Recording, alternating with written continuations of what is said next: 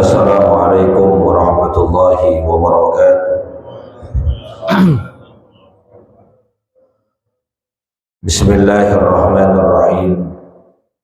Alhamdulillahi rabbil alamin. Allahumma salli wa sallim ala sayyidina Muhammadin wa ala alihi wa sahbihi ajma'in, amma ba'du. Fa inna asdaqal hadisi kitabullah wa khairal hadi hadi sayyidina Muhammadin sallallahu alaihi wasallam wa syarrul umuri muhdatsatuha wa kullu muhdatsatin bid'ah wa kullu bid'atin dhalalah wa kullu dhalalatin finnar. Subhanaka la ilma lana illa ma 'allamtana innaka antal alimul hakim. Rabbi shrah li sadri wa yassir li amri wahlul 'uqdatam min lisani yafqahu qawli. Amin. Yang sama-sama kita hormati dan muliakan guru kita Ustaz Dr. Haji Asman bin Haji Abdul Rahim, Ketua Masjid Al-Istiqomah Ustaz Haji Asmari bin Kiai Haji Abdul Rashid Siddiq, bapak-bapak, ibu-ibu hadirin jamaah yang dimuliakan oleh Allah. Tidak terasa kita sudah memasuki Ramadan, hari yang ke-22. Insyaallah pengajian ini kita tutup di hari ke-25, berarti masih ada 3 hari lagi selepas ini. Oleh karena itu, di penghujung pengajian ini kita lengkap bacaan kita untuk masuk pembahasan tentang mabhasuz zakah, pembahasan tentang zakat. Bismillahirrahmanirrahim. Qala al-mu'allif rahimahullahu ta'ala anhu, qala ta'ala wal mu'minuna wal mu'minatu ba'duhum awliya'u ba'din ya'muruna bil ma'rufi wa yanhauna 'anil munkar wa yuqimuna as-salata wa yu'tuna az-zakata wa yuti'una Allah wa rasulahu ulaika sayarhamuhumullah innallaha 'azizun hakim. Wa qala Rasulullah sallallahu alaihi wasallam, man kana yu'minu billahi wal yawmil akhir wal falyu'addi zakata malihi. Wallahu a'lam. Hadirin yang dimuliakan oleh Allah Subhanahu wa taala, pengarang kitab ini menjelaskan mengutip dari surat At-Taubah Al-Qur'an ayat ke-71, wal mu'minuna wal mu'minat ba'duhum awliya'u ba'din. Orang mukmin laki-laki dan orang mukmin perempuan satu sama lain adalah pemimpin, sahabat setia di antara mereka. Ya'muruna bil ma'ruf. Orang mukmin itu baik laki maupun perempuan memiliki ciri ya'muruna bil ma'ruf, gemar memerintahkan, mengajak untuk berbuat baik. Prinsipnya kita itu ibda' binafsik, mulai dari diri kita sendiri. Setelah diri kita menjadi baik, tularkan kepada orang terdekat. Bahasa Qur'annya dalam surat At-Tahrim, ku ampusakum wa ahlikum nar, jaga dirimu, jaga keluargamu dari api neraka. Kita baik dulu. Kalau kitanya sudah baik, baru tularkan ke keluarga kita, anak kita, istri kita. Peribahasa kata, contohin dulu. Kalau mau nyuruh anak sholat, bapaknya pada sholat dulu. Mau nyuruh anaknya puasa, orang tuanya puasa dulu. Mau nyuruh anaknya ke masjid, bapaknya ke masjid dulu. Jangan nyuruh doang. Ayo pada sholat.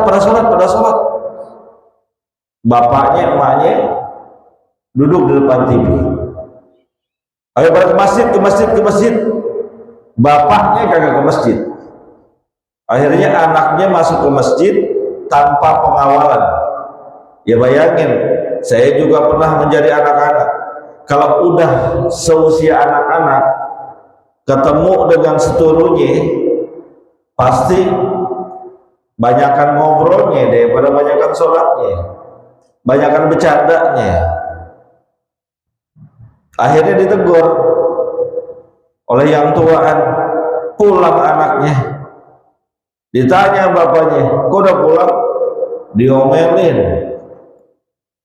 Bapaknya ngomong, gimana sih pengurus masjid, anak ke masjid diomelin. Yang salah, yang disalahin siapa? Pengurus masjidnya. Padahal coba kalau bapaknya dampingin, tenteng anaknya, sini 10 orang anak-anak kalau didampingin sama bapaknya, nggak bakalan tuh anak keliling sono keliling sini. Ya'muruna bil ma'ruf, mengajak memerintahkan kebaikan. Contohin diri kita dulu, lalu keluarga kita, kemudian orang-orang di sekeliling kita, baru yang lain. Wa yanhauna 'anil munkar, cegah perbuatan-perbuatan kemungkaran yang ada di sekitar kita, yang kita bisa lihat, yang kita dengar, cegah. Kita punya kemampuan untuk itu. Jangan diam aja. Ada kemungkaran, ada kesalahan, diam aja. Akhirnya awalnya kemungkaran kecil, kejahatan kecil, karena merasa didiemin, nggak ada yang negor, dianggap biasa, naik jadi yang luar biasa. Awalnya cuma nongkrong main gitar, lanjut main kartu, nggak ada negor, lanjut pakai duit. Awalnya gopek, nggak ada negor, naik 1000, nggak ada negor, naik goceng. Kurang enak kalau cuma main judi doang, tambah minuman, tambah hal-hal yang memabukkan. Kurang enak juga campur laki perempuan di situ. Akhirnya kalau udah menjadi komunitas susah ngebilanginnya. Maka dari hal-hal yang kecil dulu, siapapun bisa berhak melakukan itu, dan harus, karena Nabi kita Muhammad SAW sabdakan, man ra'a minkum munkaran falyughayyirhu bi yadihi fa illam yastati fa bi lisanihi. Apabila kalian melihat sebuah kemungkaran, kejahatan, kemaksiatan yang ada di sekitar kalian, cegah dengan apa? Pertama dengan tangannya. Cegah dengan tangannya apa? Maksudnya, kalau yang punya kekuasaan, cegah. Di lingkungan kita nih, RT, RW, lihat ada yang nggak benar, nggak beres, cegah, bilangin, kasih tahu. Apalagi di wilayah kita yang keamanannya menjadi kewajiban kita, bilangin. Maka mohon maaf, kadang saya suka negur langsung ke RT-RT yang teman-teman saya. Pak RT, ini ada yang begini, tolong bilangin. Pak RT bilangin, Pak RW bilangin. RT RW gampang, panggil polsek, Kamtibnas, Koramil, bilangin. Kenapa? Kalau yang kecil, sekali lagi saya katakan, kalau yang kecil kita nggak tanggulangi, menjadi besar komunitas, susah nanti kita bilanginnya. Pabilisanihi, dengan lisannya, dengan mulut kita, dengan ucapan kita, kasih tahu ini nggak boleh, nggak baik. Kalau nggak bisa juga, fabiqalbihi, fadzalika adabul iman, dengan hati, maksudnya benci. Jangan kumpul dengan kemaksiatan itu. Kita bilangin nggak berani, cegah nggak berani, laporin. Kasih tahu, Pak RT, ini ada begini-begini nih di wilayah kita, tolong. Pak RW, ini ada begini-begini di wilayah kita, tolong tanggulangi. Jangan diam aja. Nabi kita Muhammad SAW mengilustrasikan sebuah perbuatan kemaksiatan itu bagaikan orang yang dalam perjalanan di perahu kapal laut. Itu yang tinggal di kapal laut Ada yang paling atas, apa yang paling bawah? Ini yang paling bawah. Kalau mau ngambil minuman, mau ngambil air kebutuhannya buat mandi, repot harus ke atas. Akhirnya dia punya inisiatif, lobangin aja dari bawah. Kan di bawah kita air, dilobangin. Yang ngelobangin yang bawah, yang mendapat efeknya langsung yang bawah. Tapi kalau yang di atasnya nggak ngasih tahu, nggak bilangin, itu lubang yang kecil lama-lama masuk air, memenuhi kapal laut, tenggelam. Kalau udah tenggelam, bukan cuma yang di bawah yang tenggelam, atas juga masuk tenggelam juga. Maka sebuah kemaksiatan kalau nggak dicegah, kalau nggak dilarang, murka Allah turun, azab Allah turun, keberkahan Allah dicabut. Yang merasakan azabnya, yang merasakan murkanya, yang diazab dengan dicabut berkahnya, bukan cuma yang berbuat kemaksiatan doang, yang diam aja juga termasuk, yang gak komen, yang gak mengambil tindakan termasuk.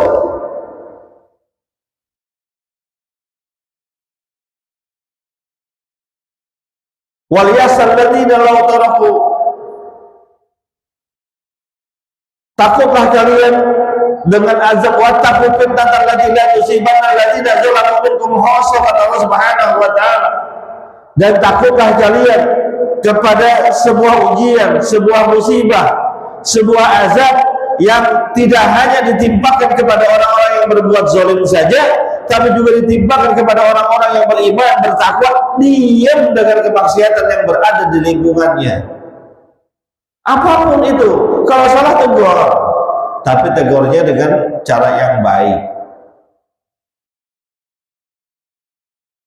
Ud'u ila sabili rabbika bil hikmati wal mau'izatil hasan wajadilhum billati hi ahsan. Menegurnya, ngasih taunya pelan-pelan dengan cara yang hikmah, bijaksana. Itu orang mukmin cirinya begitu, amar ma'ruf nahi munkar.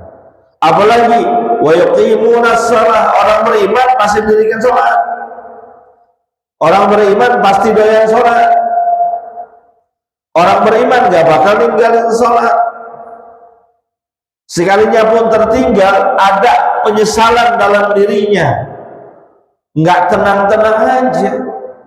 Ada orang ngakunya Islam, Muslim, KTP-nya kalau kita lihat Islam, subuh bangun kesiangan, kagak sholat subuh, tenang-tenang aja. Bangun jangan ngas-cengenges, bakar rokok. Nggak ada penyesalannya. Yang namanya orang beriman ketika berbuat kemaksiatan harus menyesal, karena dia sadar itu adalah sebuah kesalahan dan perbuatan dosa.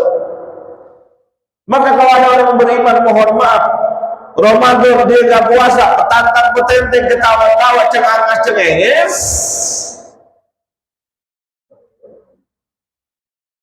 tanya letak imannya di mana? Nenteng-nenteng rokok, santai aja, minum-minum es di tengah jalan, tenang-tenang aja, merasa nggak takut, merasa nggak nyesel, berarti dia nggak ngerasa berbuat itu, meninggalkan ibadah puasa, dia nggak ngerasa dosa, jadi merasa santai aja. Orang yang ketika berbuat dosa nggak ada penyesalannya, nggak ada rasa takutnya, pannaru ahad, bagi orang tersebut lebih pantas masuk neraka Allah Subhanahu wa ta'ala. Ini mau cara saya, mohon maaf ya, kita sering menggembar-gemborkan kepada orang-orang non-muslim, hormati orang yang berpuasa. Mohon maaf Pak, orang non-Islam aja hormat sama yang kita yang puasa. Mereka gak berani jajan sembarangan, nggak berani mempertontonkan itu dia makan di tengah jalan. Ini orang Islam sendiri tenang aja puasa, makan di tengah jalan tenang aja. Wa yu'tuna zakah. Orang beriman itu adalah yu'tuna zakah, mengeluarkan zakatnya. Zakat yang memang menjadi sebuah kewajiban buat dirinya, baik itu zakat fitrah, zakat mal atau zakat perdagangan, yang memang sekira-kira nyentuh dirinya, keluarin. Jangan ditahan-tahan. Apalagi sampai bilang zakat gak wajib, saya udah bayar pajak. Saya udah bayar pajak, Pak Ustadz, berarti gak usah bayar zakat lagi. Kata siapa? Walaupun memang saya pernah baca bukunya itu, ada yang menyamakan zakat dengan pajak sehingga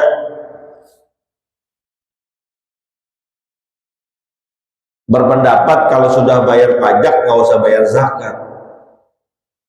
Tapi buku itu banyak kelemahan. Saya kenal yang nulis juga, saya tahu orang masih hidup orangnya sampai sekarang. Tapi nggak jadi pegangan utama itu. Itu sebuah opsi wacana pendapat. Mayoritas ulama membedakan antara pajak dengan zakat. Jadi walaupun kita bayar pajak juga, ya zakat wajib. Banyak banget Pak Ustadz pengeluaran saya, PBB, pajak motor, pajak mobil. Ya kalau nggak mau punya bayar pajak, nggak usah beli, nggak usah beli rumah banyak-banyak, nggak usah beli mobil mewah-mewah, nggak usah beli motor bagus-bagus, yang standar aja. Zakat wajib. Ya mohon maaf kalau orang yang duitnya miliaran terus cuma bayar zakat fitrah doang, dikit banget. Duitnya miliaran, di rekeningnya duitnya ada 500 juta misalnya, bayarnya cuma zakat fitrah doang. Zakat fitrah 3,5 liter pun kalau diduitin nggak banyak, paling 50.000. Duitnya 500 juta, kan kurang pantas.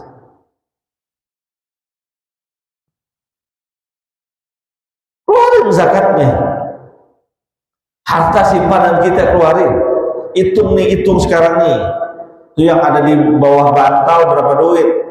Yang ada di kaleng kongguan berapa duit? Mohon maaf ya. Kan ada orang yang nggak mau nyimpen uang di bank, maunya di manual aja tuh.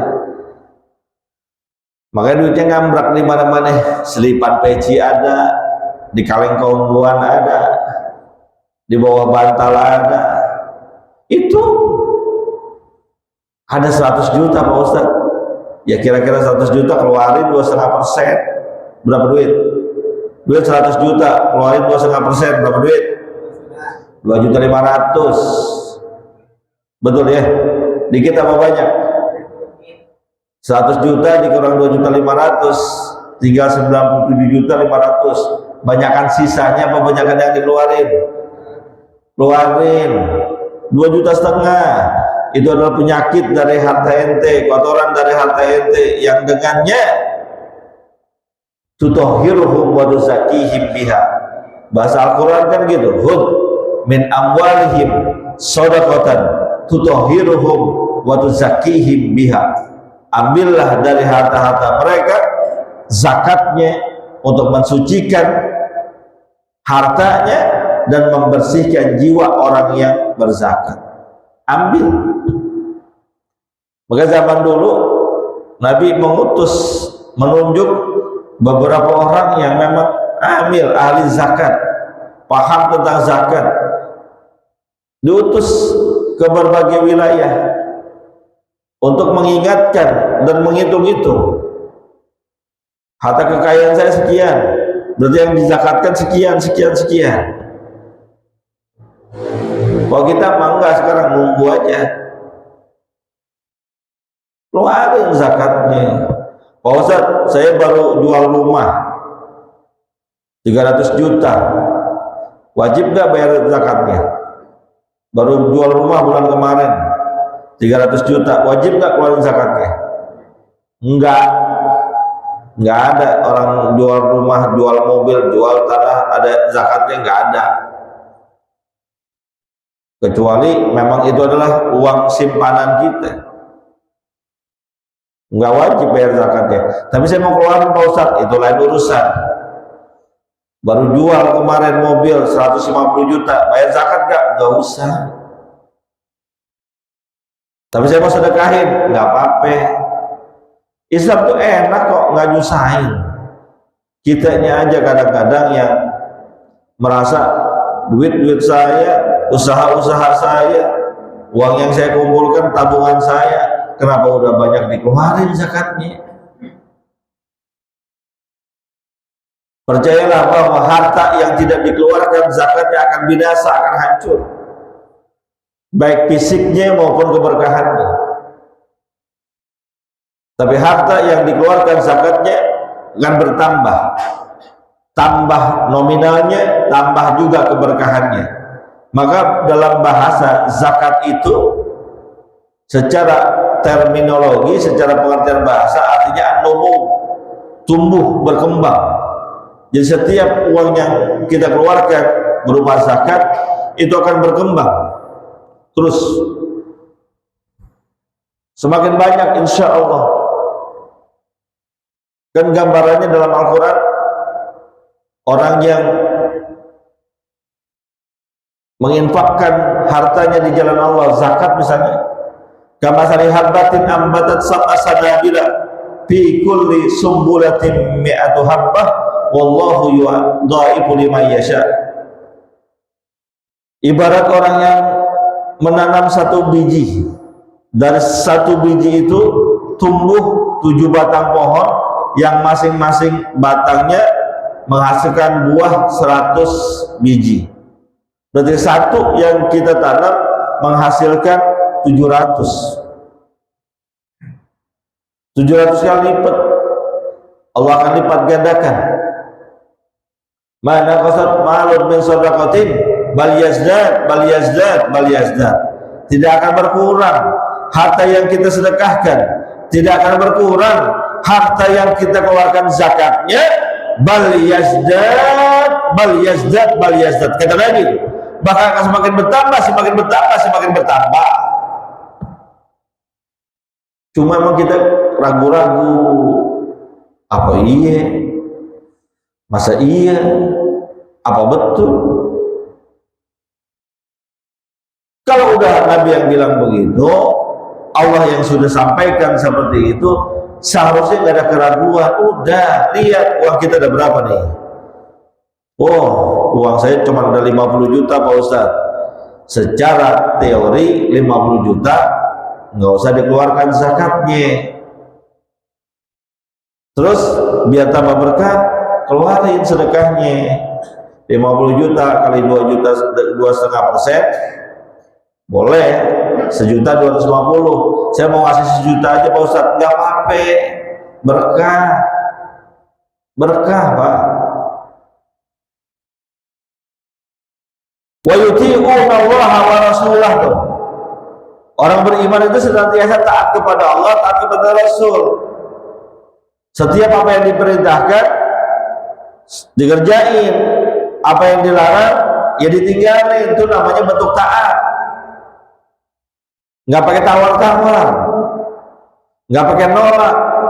Makanya saat zaman Sayyidina Abu Bakar Siddiq radhiyallahu ta'ala anhu, ada sekelompok orang, sekelompok masyarakat, suatu kaum itu ketika diinformasikan kepada mereka kewajiban membayar zakat, justru mereka nolak. Bukan hanya nggak mau keluarin zakat, mereka mengatakan kami nggak wajib bayar zakat. Kenapa? Dulu kami bayar zakat ada Rasulullah, sekarang Rasulullah udah nggak ada, maka kami nggak wajib bayar zakat.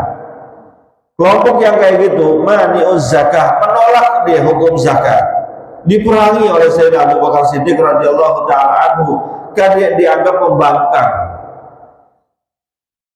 Bukannya jahat, mereka membangkang, merasa tidak perlu lagi bayar zakat. Berarti kan menolak salah satu mabadi Islam, salah satu fondasi Islam, rukun Islam.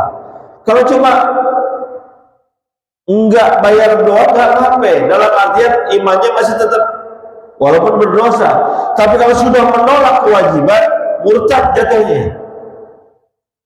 Dalam kitab Irsyadul Ibad ila Sabilir Rasyad dijelaskan, salah satu bentuk kemurtadan kita terhadap agama ini dianggap murtad apabila tahlila haramin atau tahrima halalin, atau menganggap sesuatu yang wajib udah gak wajib lagi. Saya sih udah gak wajib puasa. Kenapa? Saya udah dekat banget sama Allah.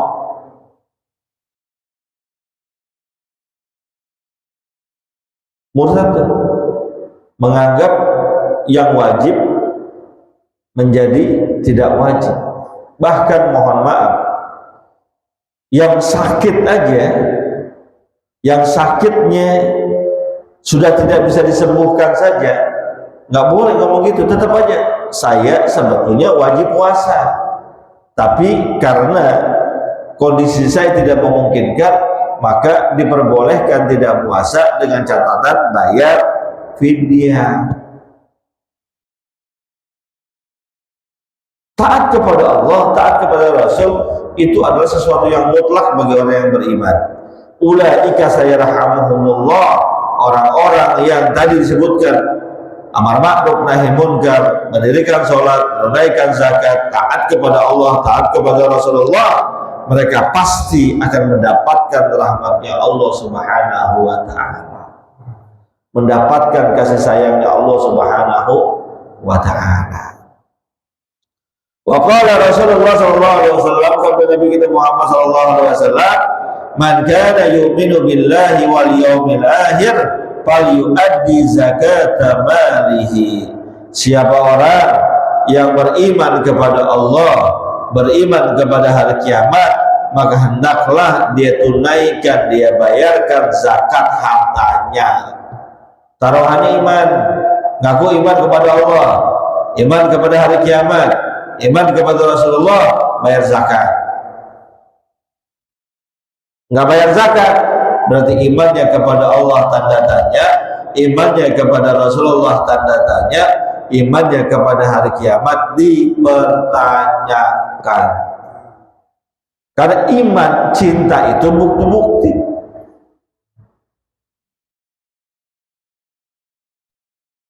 Dibuktikan, yang namanya iman itu dibuktikan, yang namanya percaya itu dibuktikan. Contohnya, dulu lingkungan kita saat masih sepi, masih banyak kebun, masih banyak pohon, tuh kita ada beberapa pohon yang dianggap angker. Kalau kita percaya tuh, kita percaya ini pohon bacang ini angker, serem, suka ada penunggunya. Buktinya apa kita percaya? Kalau lewat situ kita kabur, numpang-numpang, lewat kebun, serem nih kebun nih. Kata orang ada penunggunya, ada setannya. Kita percaya itu, kita buktikan tuh rasa percaya kita. Kalau lewat situ numpang-numpang ya. Kenapa?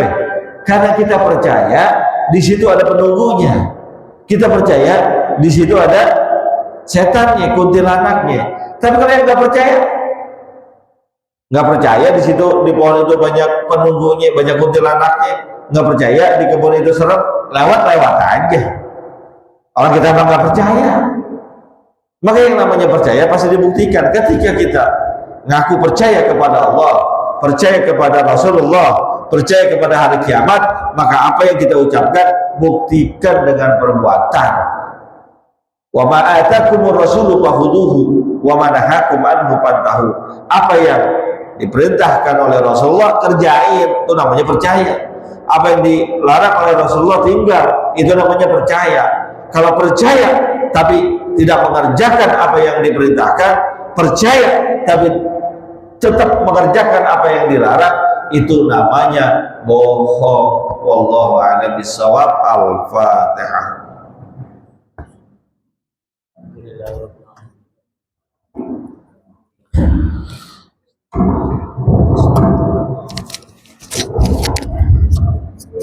warahmatullahi wabarakatuh.